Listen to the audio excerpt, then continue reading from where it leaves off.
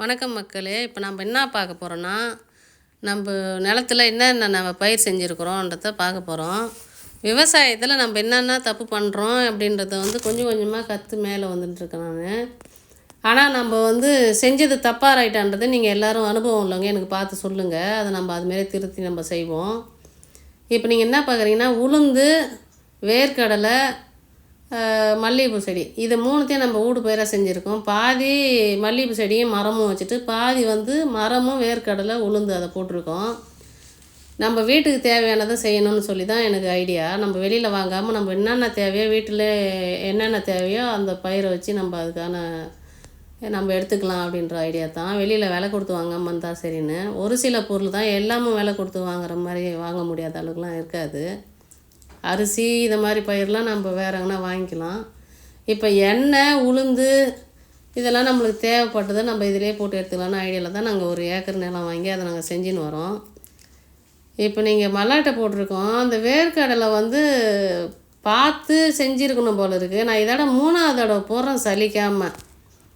3வது தடவை போட்டும் எனக்கு அது சரியான பயனுக்கு இல்லை.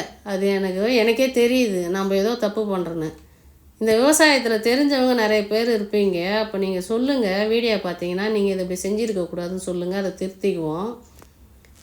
இப்போ எனக்கு பிரதானமாக அதில் இருக்கிற பெரிய பெரிய மரம் வளர்ந்துடுதுன்னா அதுக்கப்புறம் நம்ம ஊடு பயிரை நிறுத்திக்கலான்னு தான் ஐடியா. இதுக்கு இடையில் அந்த மண்ணுக்கு சரிப்பட்டு வராத விஷயத்த செஞ்சுனா என்னன்னு தெரியல. ஏகப்பட்ட செலவு பண்ணி மரப்பயிரெலாம் வச்சுருக்கேன். ஒரு இடையில ஒரு 15க்கு 15 இடம் விட்டு தான் நான் இடைவெளியில் வச்சேன். அதுக்கே நம்ம டிராக்டரை விட்டு நிறைய ஓட்டி ஒவ்வொரு தடவை உழவு செய்யும் போதும் ஒவ்வொரு தடவை 4 செடி 5 செடின்னு இப்படியே செத்து போச்சு மக்களே. அதில் காஞ்சி போச்சு வேர். இப்போ நம்ம மல்லாட்டை செடி போட்டிருக்கோன்னா ஒரு செடி பெருசாக இருக்கும், நீங்களே பார்க்கலாம். சில செடி இப்போ தான் முளைக்கிற தருணத்தில் இருக்கும். ஏன் அப்படி நடந்ததுன்னு கேட்டிங்கன்னா, நான் 100 நாள் மல்லாட்டைன்னு ஒன்று போட்டேன். சில பேருக்கு சொன்னாங்க 100 நாள் மல்லாட்டை நல்லா இருக்குது, எண்ணெய்க்கெலாம் நல்லா தான் இருக்கும் அப்படின்னாங்க. நல்லாவும் இருக்குது, செடி நல்லா காய் வைக்கணும்னு சொன்னாங்கன்னு சொல்லி நான் போட்டுட்டேன். அப்புறம் பார்த்தா தான் தெரியுது அது முளைப்பு தன்மையே அதிகமாக முளைக்கல, நிறைய எங்கேயோ ஒன்று இருக்கிற மாதிரி தெரிஞ்சுது. அப்போ நாட்டு மல்லாட்டை 90 நாள் தானே, அப்போ 10 நாள் சென்று அது முளைக்கலன்னு எனக்கு தெரிஞ்ச உடனே அந்த நாட்டு மல்லாட்டை 90 நாளும் இந்த 100 நாள் மல்லாட்டையும் ஒன்றாவே வந்துவிட்டோம். மல்டியாக கூட வரட்டோம், நம்மளுக்கு என்ன நம்ம எண்ணெய் பர்பஸுக்கு தானே போடுறோன்னு சொல்லிவிட்டு அதை மறுபடியும் நான் மல்லாட்டை போட்டிருக்கேன். இப்படியே சொதைப்பிடுத்து 3 தடவையும் மல்லாட்டை போட்டு நான் ஏமாந்தது தான் மிச்சம். ஆனால் என்னடாப்பா எல்லாருக்கும் கிடைக்கிது, நமக்கு மட்டும் ஏன் கிடைக்கலன்ற மாதிரி தான் என் கதை ஓடுது. ஆனால் அவங்களுக்கு தெரிஞ்சு வைக்கிறாங்க, நான் தெரியாமல் சில மிஸ்டேக்லாம் நிறைய செய்கிறேன். அதை நான் திருத்திக்கணுன்னா நீங்கள் தெரிஞ்சவங்க சொல்லுங்கள். இதில் நான் ஜெயிச்சேன்னு சொல்ல முடியாது, அப்படி ஒரு எண்ணத்தோடு ஓடின்னு இருக்குது. ஆனால் நானும் இருக்கிறேன், உனக்கு எதனா நான் செய்வேன்னு சொல்லி வாழை நிற்கிது. 2 மாதத்துக்கு ஒரு முறையாவது எனக்கு 2 கொலை வாழை கொலை எனக்கு கம்பல்சரி கிடச்சிரும். அதையும் நான் விற்றுலாம் பணமாக்க நான் விரும்பலை. இருந்தாலும் நம்ம சொந்த பந்தங்களுக்கு கொடுத்து நமக்கும் அது யூஸ் ஆகுதுன்றதுனால அந்த வாழைக்கு பெருசாக செலவு பண்ணட்டாலும் என்னை ஏமாற்றாத ஒரே பொருள் வாழை தான். வாழை வச்சவன் வாழுவான்னு சொல்லுவாங்க, அதை நான் வாழையில் பார்த்துட்டேன். பரவாயில்ல எனக்கு அது. இப்போ ஒரு செடி ஒன்று வாங்கி வச்சேன். அது என்ன செடினே இது வரைக்கும் எனக்கு தெரியாமல் இருந்தது. அப்புறம் பார்த்தா தான் தெரியுது அதில் முள்சீத்தா காய்ச்சிருக்கு. முள்சீத்தா கேன்சருக்கெலாம் நல்லதுன்னு சொன்னாங்க. 2 செடி வாங்கினேன். அது எந்த செடி முள்சீத்தானே எனக்கு தெரியாமல் இருந்தது. நான் இந்த காய் காய்ச்ச உடனே தான் தெரிஞ்சது இதுதான் முள்சீத்தான்னு. ஒரு செடி இல்லை, இப்போ ஒரு செடி இருக்குது. அதை எப்படியாவது காப்பாற்றணுன்ற ஐடியாவில் தான் பண்ணியிருக்கேன். இப்போ வாழை மரத்தின் கீழவே நிழல் காக்க இல்லைங்களா, உளுந்து விரைச்சிருக்கேன். உளுந்தை போட்டு ஏதோ வீட்டுக்கு தேவையான உளுந்தை கொஞ்சம் நம்ம எடுத்துக்கலாம் அப்படின்ற ஒரு ஐடியாவில் போட்டிருக்கேன். அது கொஞ்சம் கிடைக்குன்ற நம்பிக்கை எனக்கு இருக்குது. ஏன்னா மொதல் நிலம் வாங்கினப்போ நான் உளுந்து விரைச்சேன். உளுந்து விரைச்சதில் தான் எனக்கு ஏதோ ரவை கிடச்சிது. இப்போ மல்லிகைப்பூ செடின்னு ஒன்று நட்டு அதுவும் பாதி இந்த ஊடு பயிராக செய்கிறேன்னு சொன்னேன் பார்த்தீங்களா, அதில் மல்லிகைப்பூ செடி நட்டால் நல்லாயிருக்கும், கொஞ்ச நாள் ஆகும்ல மரம் வளரும்னு சொல்லி அதை நான் நட்டுட்டேன். இது வரைக்குமே 2 வருஷம் ஆகுது. அந்த மல்லிகைப்பூ செடிக்கு நான் செலவு பண்ணது தான் மிச்சன்ற மாதிரி நடக்குது. என்ன நினைக்கிறீங்களோ தெரியல, இப்படிலாம் ஒரு சொதைப்பி வச்சுருக்கிறேன்றது மட்டும் எனக்கு நல்லா தெரியுது. சரியாக விவசாயம் பண்ணுறவங்களுக்கு இதை பார்த்த உடனே கோவம் தான் வரும் என் மேலே, என்னென்ன பண்ணியிருக்காங்க பாருங்கன்னு. இருந்தாலும் இதில் ஏதாவது என்னால் பண்ண முடியுமான்னு நீங்கள் கமெண்ட் பண்ணுங்கள். இது நீங்கள் இப்படி செஞ்சால் நல்லா இருந்திருக்குன்றதாவது சொல்லுங்கள். தெரியாதவங்களுக்கு விவசாயத்தை சொல்லிக் கொடுங்க. அப்போ தான் விவசாயம் காப்போம் காப்போம்னு சொல்கிறது பெருசு இல்லை. எங்களை மாதிரி புதுசாக வந்து கற்றுக்கிறவங்களுக்கு கொஞ்சம் உதவியாக இருக்கும். எல்லாரும் இதை ஓட்டிட்டு நீங்கள் சவுக்கு வச்சுட்டு போங்க, வருஷத்துக்கு 2 லட்சம் ஆகும், 3 வருஷம் சென்று 4 வருஷம் சென்று 4 லட்ச ரூபா கிடைக்கும் அப்படின்றலாம் சொல்கிறாங்க. எனக்கு ஐடியா பணம் இல்லை மக்களே, நான் கஷ்டப்படுறேன் தான். அதுக்காக வந்து உணவு காடாக மாற்றிக்கணும். நம்ம வந்து அங்கே இருக்கும்போது நம்மளுக்கு ஏதாவது அதில் கிடைக்கிறத சாப்பிட்டுன்னு அந்த நிலத்தில் என்ன கிடைக்குதோ அதை எடுத்து நம்ம சாப்பிட்ற மாதிரி ஒரு பொருளாக தான் இருக்கணும். வரவங்களுக்கு ஏதாவது கொடுத்து பகிர்ந்துக்கணுன்ற ஒரு எண்ணம் தான் எனக்கு. நான் பெருசாக பணக்காரியோ வள்ளலோ கிடையாது நான் இப்படி பேசுகிறதுக்கு. ஒரு வரவங்க என்னை பார்க்க வரவங்களோ சொந்த பந்தங்களும் 2 காயை பறித்து கொடுத்து 2 பழத்தை கொடுத்து நீங்கள் நல்லா இருக்கிறீங்களா, நான் நல்லா இருக்கிறேன்னு சொல்கிறதுக்கு தான் எனக்கு விருப்பம். இப்போ நான் நெல் நட்டாலோ இல்லை சவுக்க போட்டாலோ நான் ஒரு டைம் பணத்தை பார்ப்பேன். அதோடு சரி வேறு எதனா வேலைக்கு தேடி ஓட வேண்டியதாக இருக்கும். நம்மளுக்கு வயசான காலத்தில் நம்ம வேலை செய்ய முடியாத நேரத்தில் நம்ம உட்காரும்போது ஏதாவது அந்த உணவு காட்டில் இருக்குதுன்ற நம்பிக்கையோடு இருப்போம்னு நினச்சி தான் நான் இதெல்லாம் செஞ்சிட்டேன். இப்போ மல்லிகைப்பூ செடி போன வருஷம் எனக்கு கண்டிப்பாக ஒரு விஷயத்தையும் எனக்கு தரலன்னு எனக்கு நல்லா தெரியும். இருந்தாலும் அதை மனசு விடாமல் நான் இன்னமும் அதுக்கு செலவு பண்ணினே தான் இருக்கிறேன். இதுக்கு இடையில் வந்து நம்ம களை எடுக்கிறதுக்கு ஒவ்வொரு களைக்கும் இந்த கால் கணிக்கே எனக்கு 5000 6000 ஆகும். ஒரு ஃபேட்டாம் பாக்ஸு குருணை அது இதுன்னு வைக்கிறதுக்கு அதுக்கு ஒரு 2000 3000 ஆகும். நான் மாதத்தில் மல்லிகைப்பூ செடிக்கு இந்த மரப்பயிருக்குமே 15000 20000 செலவு பண்ணி தான் இருக்கிறேன்.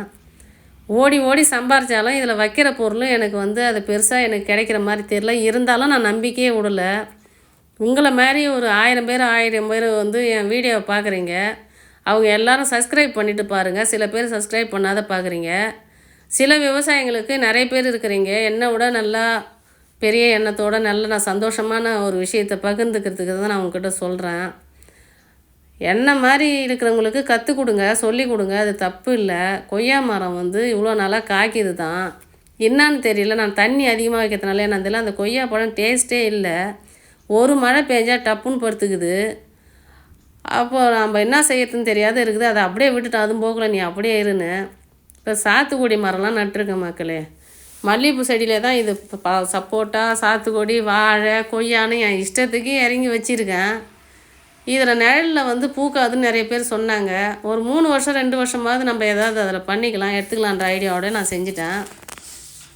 ஆனால் இப்போவும் சரி, நம்ம நிலத்துக்கு வேலைக்கு வரவங்களுக்கு வந்தாங்கன்னா கொய்யாப்பழம் சப்போட்டா பழம் ஏதாவது ஒன்று பறித்து சாப்பிடுவாங்க. அதேமாரி ஒரு வாழை வெட்டுறேன்னு சொல்கிறீங்களா, வாழைக்கொலை ஒன்று வந்ததுன்னா ஆளு கொஞ்சமாக கொடுத்து அவங்கள சந்தோஷப்படுத்துகிறேன். இப்படி தான் என் வாழ்க்கை போகணும், இப்படி தான் நான் நடந்துக்கணுன்ற ஒரு நெறிமுறையோடு நான் வந்து அதை பயிர் வச்சுருக்கேன். சில விஷயம் வந்து நான் பண்ணதெல்லாம் தப்பாக ரைட்டானு எனக்கு தெரியல. நீங்கள் யாருன்னா சொல்கிறது இருந்தால் எனக்கு வந்து அது இப்படி செய்யலான்னு ஒரு ஐடியா சொல்லுங்கள். இப்படி நான் பண்ணியிருக்கேன். இப்போ வந்து மரத்தெல்லாம் நூல் பிடிச்சி கட்டி அதை இதை செஞ்சேன். அப்போ சாத்துக்குடியும் இப்போ 1 2 பிஞ்சு விடுது. சாத்துக்குடி மரம்லாம் இதுங்காட்டியும் வளராது, நர்சரியில் சொல்லியே தான் கொடுத்தாங்க. அது வளர்ந்து 6 வருஷம் அவங்களுக்கு அது வந்து கை கொடுக்கணும். 6 வருஷம் ஆகுமா, அதுக்கு முன்னாடியே கொடுக்குமான்னு எனக்கு தெரியல. அப்படி தெரிஞ்சவங்க யாருனா இருந்தால் எனக்கு வந்து கமெண்டில் சொல்லுங்கள். அதுக்கு என்னென்ன செய்யணும்னு எனக்கு தெரியல. அப்படியே இருக்குங்க மக்களே. இப்போ வந்து சாத்துக்குடி பாருங்கள் ஒரு பிஞ்சு விட்டுருக்கு. அதை விடலாமா என்னான்னு தெரியல. 2 வருஷம் ஆகிடுதானா மரம் வச்சு. அப்படியே போனால் நம்ம வந்து இப்போ மாடு வச்சுருக்குறோம் இல்லைங்களா. இப்போ நான் நிலத்துல என்னென்ன பண்ணியிருக்கேன்றது எல்லாத்தையும் உங்களுக்கு ஆவரேஜாக எல்லாத்தையும் சொல்லிடணும் இன்றைக்கேன்றதுனால இந்த வீடியோவை கொஞ்சம் பெரிய வீடியோவை நான் போடுறேன். அதுக்கு முன்னே நான் ஷார்ட்ஸு தான் போடுவேன். இப்போ இந்த வீடியோவில் நிறைய விஷயம் நான் சொதப்பினது எனக்கே தெரியுது. இதெல்லாம் செய்யக்கூடாதுன்னு தயவு செய்து சொல்லுங்கள். இப்படி செஞ்சிங்கன்னா அவங்க நல்லா இருக்குன்ற ஒரு ஐடியாவாவது சொல்லுங்கள். நான் வந்து வீடியோவை எதுக்காக இன்றைக்கி எல்லாத்தையும் எடுத்து போஸ்ட் பண்ணுறேன்னா, இதில் ஏதாவது மிஸ்டேக் இருந்தால் இதை இப்படி பண்ணலாம் இப்படி செய்யலாம்னு சொல்லிட்டு ஐடியா பண்ணுங்கள். இதில் மிகப்பெரிய சந்தோஷம் எதுன்னு கேட்டால், இந்த 2026 ராமும் சோமும் எங்கள் நிலத்துக்கு வந்தது தான். என்கிட்ட புது வரவு இவங்க அம்மாவை இப்போ தான் வாங்கின்னு வந்தோம். அவங்க கன்று போட்டிருக்காங்க. அந்த ராமுன்றவன் செம சேட்டை, இவர் நிற்கிறார் பாருங்க. ஆனால் 2ம் காளை கன்றுக்குட்டின்றதுனால 2 ஒரே டைமில் போட்டுது. இது நாட்டு கன்றுக்குட்டி. 2த்தையும் வளர்த்துக்கலான்னு ஒரு ஐடியாவில் இருக்கேன் மக்களே. ஆவரேஜாக நான் எல்லாத்தையும் காட்டிட்டேன். இப்போ நீங்கள் மாட்டை பார்க்குறீங்க.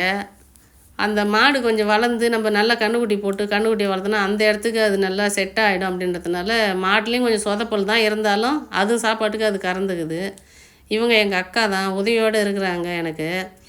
எப்போனா வந்தாங்கன்னா எனக்கு ஹெல்ப் பண்ணுவாங்க. சுற்றி சொந்த பந்தம் இருக்கிறதுனால ஒரு ஏக்கர் நிலம் வாங்கினா அங்கே போய் நல்லபடியாக நம்ம வயசான காலத்தில் சந்தோஷமாக இருக்கலாம் அப்படின்ற ஐடியாவோட நான் இருக்கேன் மக்களே. நான் நிறைய சொதப்பியிருக்கிறேன், எனக்கு நல்லா தெரியுது. நீங்கள் எல்லோரும் பார்த்தீங்கன்னா யாராவது ஒருத்தர் 2 பேராவது நீங்கள் இப்படி செய்யலான்னு சொல்லுங்கள். சப்ஸ்கிரைப் பண்ணுங்கள்.